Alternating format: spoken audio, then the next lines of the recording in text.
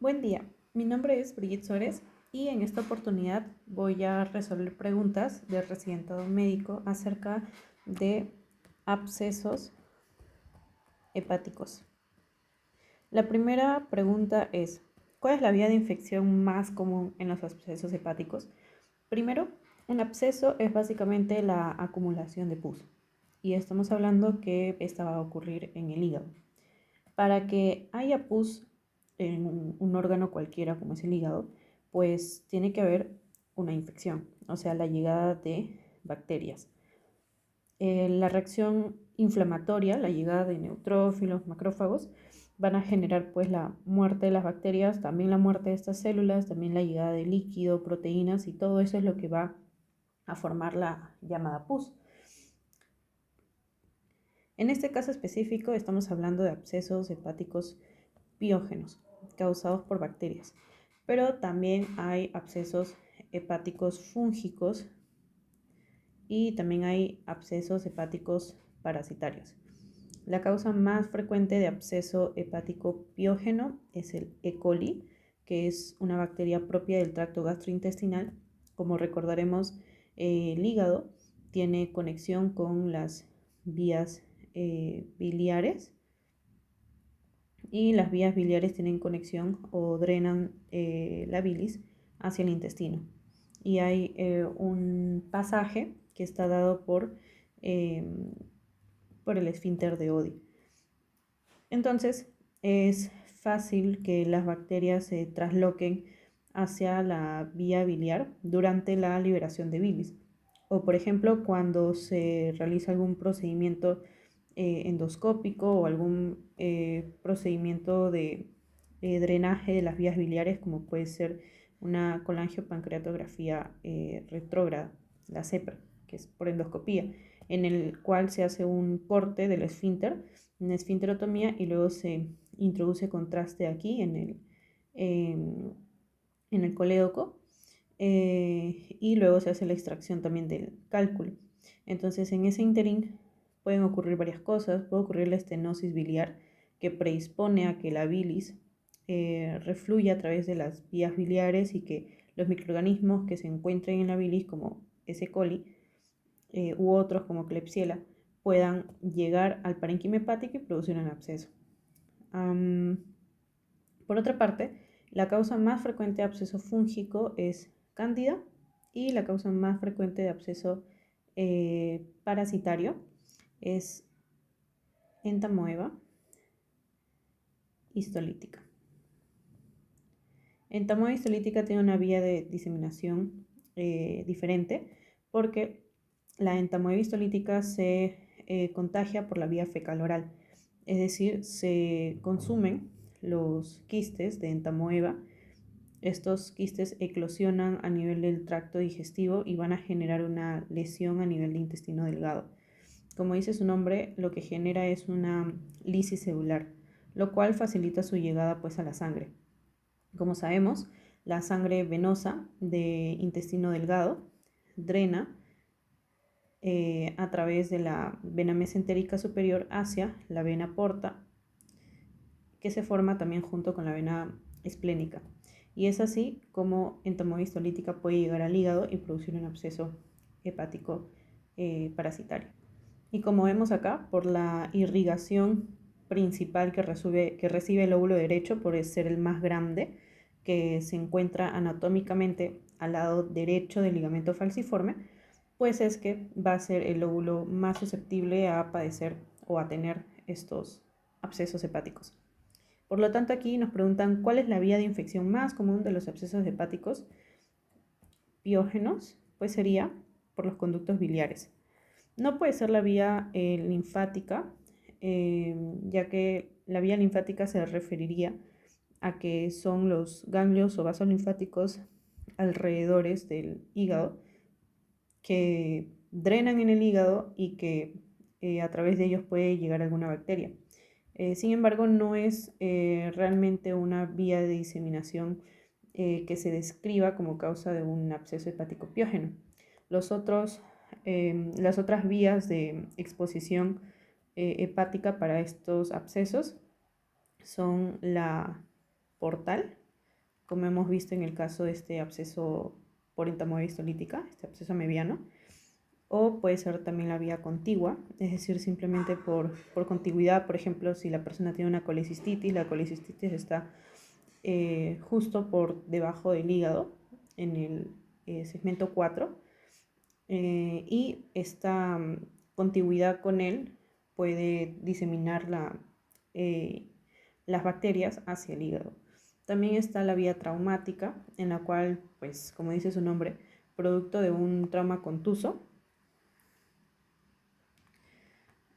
los órganos más comúnmente afectados son el vaso y el hígado, y eso frecuentemente va a generar un hematoma, y el hematoma es muy susceptible a la infección. Perdón, el hematoma se genera por lesión vascular que hace susceptible al hígado a una necrosis, y una necrosis es muy susceptible a una infección y por lo tanto a la supuración y luego a la formación de un absceso.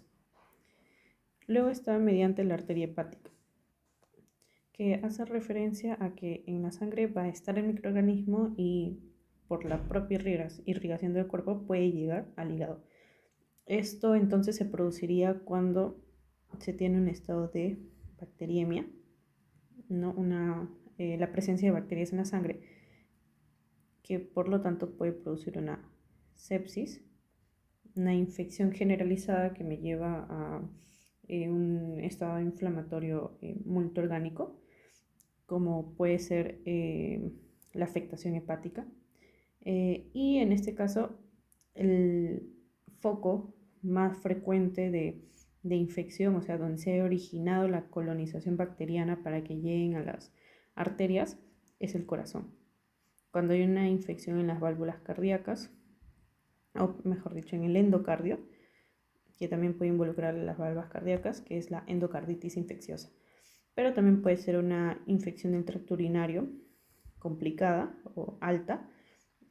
También incluso puede ser una infección pulmonar y una trombosis de la arteria hepática, ya que al haber esa trombosis, pues es más susceptible ese trombo a la colonización por alguna bacteria que esté en la sangre.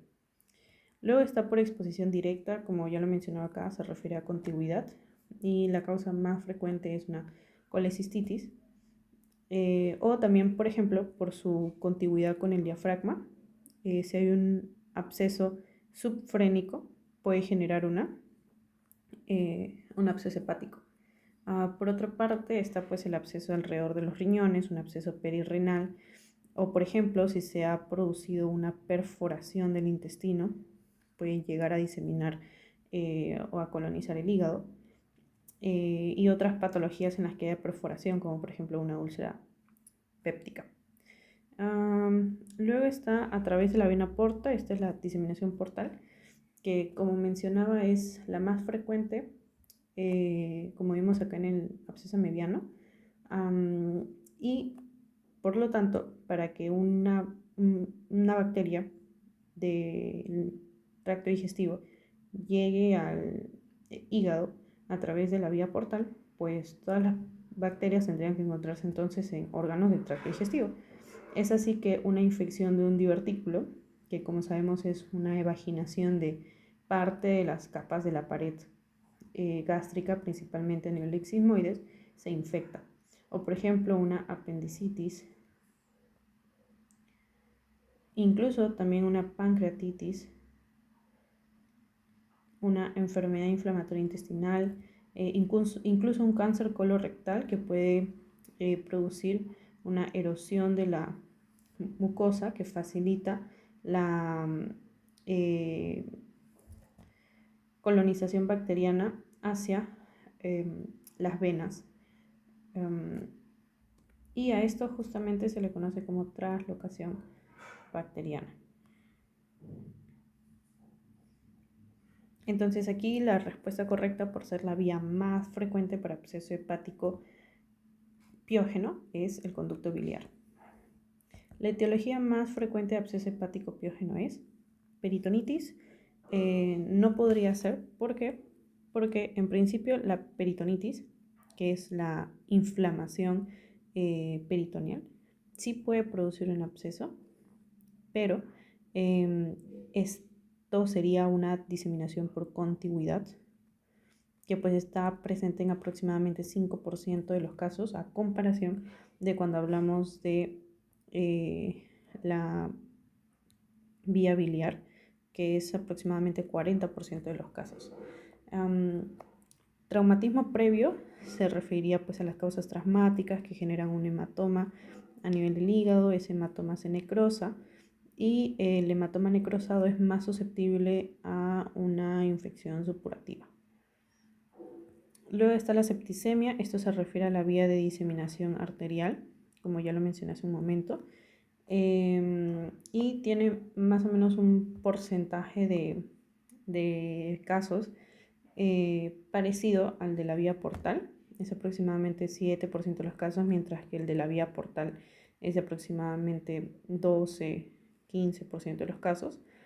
Y un quiste de colédoco infectado. El quiste de coledo es básicamente una malformación congénita a nivel de la vía biliar. Sin embargo, un quiste de colédoco pues no es frecuente.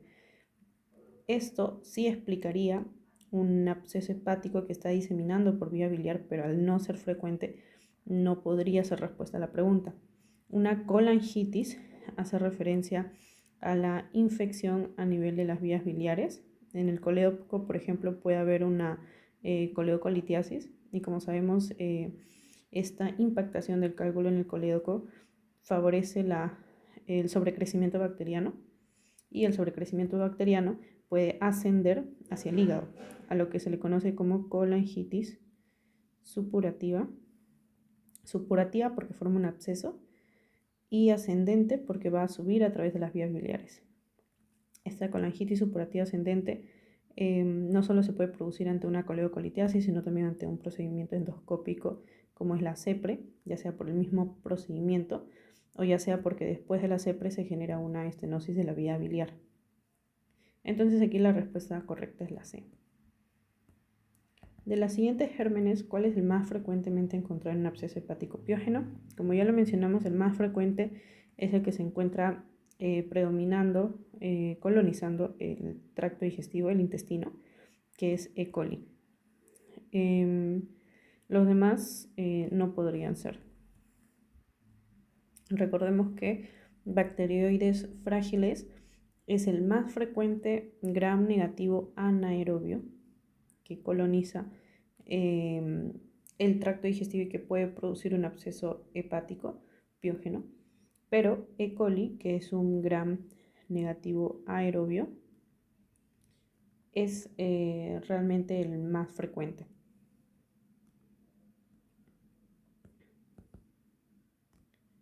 La vía frecuente de ingreso de gérmenes para la producción de absceso hepático piógeno es el sistema portal. Como ya lo hemos mencionado anteriormente, se ve en el 12 a 15% de los casos.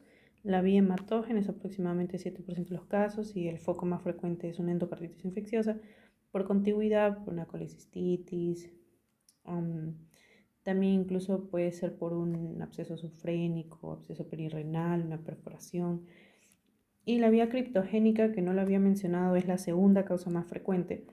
Si la primera causa más frecuente es a través de las vías biliares, que es aproximadamente un 40%, la vía criptogénica es aproximadamente un 20% de los casos, y esto se produce cuando no se reconoce o no se identifica la etiología subyacente que produce la colonización por bacterias a nivel del hígado. Pero lo que se sospecha es que pues sea una infección que se ha aliviado, o sea, una infección del tracto digestivo o una infección biliar que ha remitido, pero que por inmunosupresión se ha reactivado a nivel hepático. Y justamente la inmunosupresión es un factor de riesgo para padecer de un absceso hepático. Entonces aquí la respuesta es el árbol biliar. Varón de 65 años que acude a emergencias porque hace 6 horas presenta alza térmica. No menciona si ha sido cuantificada o no, así que todavía no podríamos decir que es fiebre netamente. Vemos que es un adulto mayor y es hombre. Tiene escalofríos, ictericia, dolor espontáneo en cuadrante superior derecho. Respecto al dolor, a los escalofríos, a la fiebre, pueden ser varias cosas. Puede ser, claro, un absceso, pero también, sumado a la ictericia, incluso podría ser una colangitis. Em, Tiene tos seca. Tiene antecedente de diabetes y colelitiasis. Bueno, primero el antecedente de diabetes es importante para un estado de inmunosupresión, que de por sí ya lo predispone a infecciones. Luego la colelitiasis es un antecedente importante porque una colelitiasis, si en su debido momento no ha sido sintomática y no la han operado y la persona sigue con malos hábitos dietéticos, hábitos alimenticios, pues puede predisponer a que continúe la formación de cálculos y a las complicaciones como son la coleocolitiasis, y sabemos que la coleocolitiasis va a producir una colangitis supurativa ascendente. En la radiografía de abdomen se ve un hemidiafragma derecho elevado, tanto para un absceso hepático como un quiste hepático, como un absceso mediano incluso, o incluso un quiste hidatídico, pueden producir por efecto de masa una elevación del hemidiafragma derecho, porque está justo por debajo de él. Al examen físico se observa dolor a la palpación en hipocondrio derecho y no se palpan masas. ¿Cuál es el diagnóstico más probable? Bueno, primero, no podría ser un quiste hidatídico porque no hay un antecedente epidemiológico de importancia. Lo demás sí podría ser de un quiste hidatídico complicado que está obstruyendo la vía biliar. Por otra parte, mencionan un absceso mediano. Sí podría ser un absceso mediano porque también produce dolor, produce sensación térmica, escalofríos, pero debemos diferenciar el absceso piógeno y el amebiano en cuanto a la clínica. El absceso amebiano tiene un curso de enfermedad más larvado, un inicio insidioso. En cambio acá vemos que esto se presenta hace 6 horas, entonces justamente es característico de un absceso agudo que sea, un absceso piógeno que sea más agudo que un amebiano. Luego está el hepatocarcinoma complicado. No menciona que este adulto mayor haya tenido baja de peso, que si bien no es un síntoma en el 100% de los casos del cáncer, pero me ayudaría en el caso para diagnosticar que sea un hepatocarcinoma. Y un hematoma subcapsular hepático. No menciona que la persona haya tenido algún antecedente de trauma. Entonces aquí la única alternativa que quedaría sería el absceso piógeno, probablemente por una coleocolitiasis, por la colelitiasis como antecedente que tiene la persona, que está produciendo una colangitis supurativa ascendente, un absceso que ha aumentado de tamaño, que como absceso, como infección, produce fiebre, escalofríos, que al estar obstruyendo al ser de origen coledociano por una obstrucción, al tener colangitis, pues lo que se espera que haya es una ictericia marcada.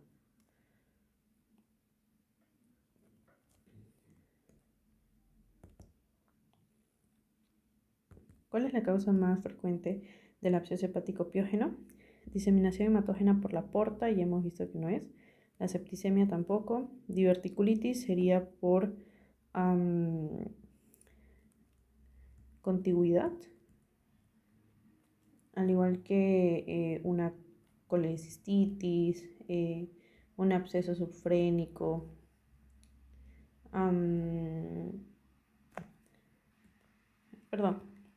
Diverticulitis sería por vía portal, porque es una patología de intestino grueso, principalmente, que por el propio drenaje a través de la vía portal llegaría pues al hígado.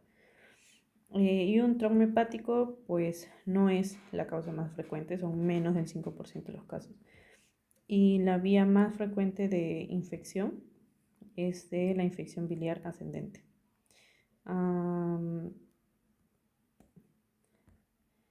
Mujer de 45 años que presenta fiebre, dolor en hipocondrio derecho e ictericia.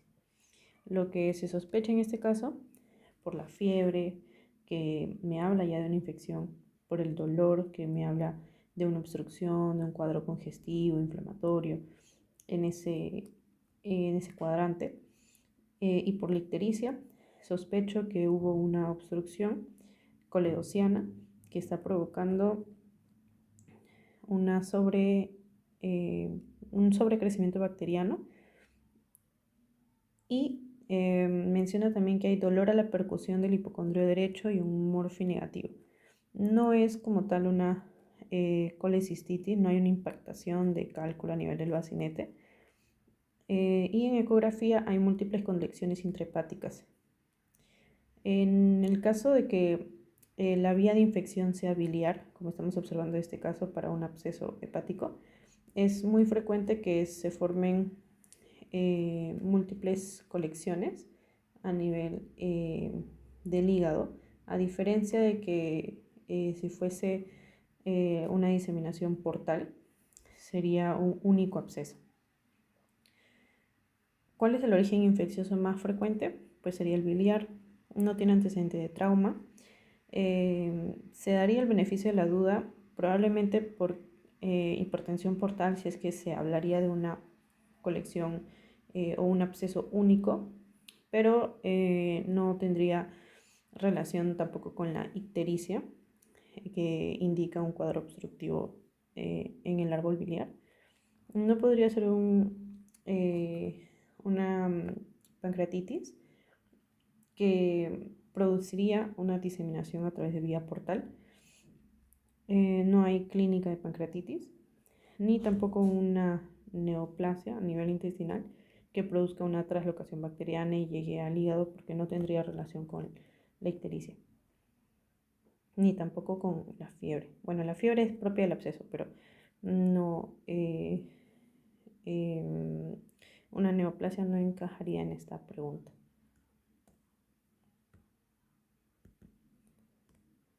¿Cuál es el examen físico que se solicita cuando se sospecha, examen específico que se solicita cuando se sospecha de un absceso hepático mediano? Para descartar un absceso hepático mediano existen dos importantes exámenes auxiliares, que son primero el realizar una ecografía para observar y distinguir la lesión del hígado, ya que como mencioné, una estructura que hace efecto de masa puede ser un quiste, puede ser un absceso, puede ser incluso un tumor. Y en la ecografía, por la densidad, se podría indicar cuál es la etiología más probable, ya que los abscesos son más, por la ecogenicidad. Y segundo, lo que se hace es detectar al antígeno amebiano en suero, ya sea directa o indirectamente. Directamente sería pues una prueba antigénica, pero indirectamente sería detectando los anticuerpos contra estos antígenos amebianos. Y finalmente, paciente que llega a la emergencia por presentar fiebre en picos. La fiebre en picos se menciona en semiología, que es característico de un absceso. Ascitis, hay líquido en cavidad peritoneal y crecimiento del hígado. Se trata de descartar la presencia de un absceso hepático. ¿Y qué examen auxiliar tiene mejor indicación en este caso? Como ya lo mencioné anteriormente, para distinguir la lesión, su forma, su densidad, bueno, en el caso de una ecografía, su ecogenicidad, un poco acercarnos a qué tan grande es esta lesión, esta masa, pues lo de inicio o la imagen de elección inicial sería una ecografía. La tomografía se realizaría de repente para evaluar la extensión, por ejemplo, de un quiste hidatídico, de un absceso, pero la ecografía va a servir no solo para el diagnóstico, sino también la ecografía ayuda a guiar el drenaje de un absceso. Como sabemos, pues al tratarse de un absceso hepático piógeno, lo que se debe hacer primero es recetar con antibióticos, principalmente el metronidazol. Acá lo que se va a usar es una antibiótico terapia empírica contra los microorganismos más frecuentes que están en el tracto digestivo, que son los principalmente gram negativos, anaerobios, como hemos visto a los bacterioides, y a los aerobios, como hemos visto a E. coli. Y también pueden haber algunos gram positivos. Entonces tiene que ser un antibiótico de espectro extendido, como es, por ejemplo, una cefalosporina llamada ceftazidima. La ceftazidima es una cefalosporina que abarca tanto gram positivos como gram negativos, y todo esto se debe administrar por vía endovenosa. El metronidazol es para los microorganismos anaerobios. Luego están los ciprofloxacinos, que también se pueden usar en combinación con el metronidazol, ya que es un antibiótico de amplio espectro. Segundo, lo que se va a hacer ante estos abscesos pues es el drenaje. Los antibióticos no van a reducir por completo la infección, entonces siempre la resolución o el manejo definitivo es el drenaje del absceso. Se hace un drenaje por un catéter percutáneo cuya colocación va a ser guiada por ecografía, o incluso se puede guiar por tomografía. Sin embargo, no se puede hacer este drenaje por catéter si es que la persona tiene alguna alteración de la coagulación, porque va a tener más tendencia a sangrar. Si, por ejemplo, la persona tiene ascitis, como es en este caso de la pregunta, específicamente en el caso de la alteración de la coagulación sería si el INR está mayor a 1.5 o si las plaquetas están muy bajas, menor a 50.000, por ejemplo. Entonces, si esto está presente, pues se puede usar de manera, o se puede emplear de manera alternativa, una aspiración pero por aguja. Aspiración percutánea pero con aguja. Es básicamente la misma finalidad del drenaje, pero al drenar menos cantidad requiere más aspiraciones o varias aspiraciones. Entonces, el tratamiento definitivo del drenaje de tercera línea, se podría decir, aparte de estos dos tipos de drenaje, sería el quirúrgico, en el cual a través ya sea de una cirugía abierta o laparotomía o laparoscopía, lo que se va a realizar va a ser el drenaje total de ese absceso, y también la extracción permite una mayor visibilidad de cómo queda el hígado después de la intervención. Y estos especialmente se usa como primera línea si es que, por ejemplo, el absceso hepático ya viene complicado. Si, por ejemplo, hubo ruptura del absceso hepático, o incluso hizo una peritonitis, o incluso se le realizó un drenaje percutáneo, pero no responde la persona, persiste la fiebre, persiste el dolor, por ejemplo. En estos casos, pues lo que se hace es usar el drenaje quirúrgico como primera línea. La resonancia magnética se podría usar si es que en caso, por ejemplo, la ecografía o la tomografía no dan unos resultados que comprueben la sospecha clínica de un absceso, y pues la sospecha es muy fuerte, pero no se utiliza mucho la resonancia clínica, la resonancia magnética en principio, porque es un procedimiento muy caro. La radiografía simple de abdomen permitiría observar gas en el parénquima hepático como una radiolucidez, pero realmente una radiografía no permitiría distinguir muy bien la masa, sus límites, entre otras características, como si lo podría hacer una eco y una toma. Y la gammagrafía hepática no se realizaría en estos casos, porque no estoy hablando pues de alguna masa tumoral. Obviamente, si se tiene un foco infeccioso para estos abscesos, pues lo que se debe hacer también es tratar el foco infeccioso. Por ejemplo, una enfermedad inflamatoria intestinal, por ejemplo, si tiene septicemia, si tiene endocarditis infecciosa. Y debemos recordar acá que si no se trata este absceso, el 100% de los casos va a progresar y puede incluso generar la muerte de la persona.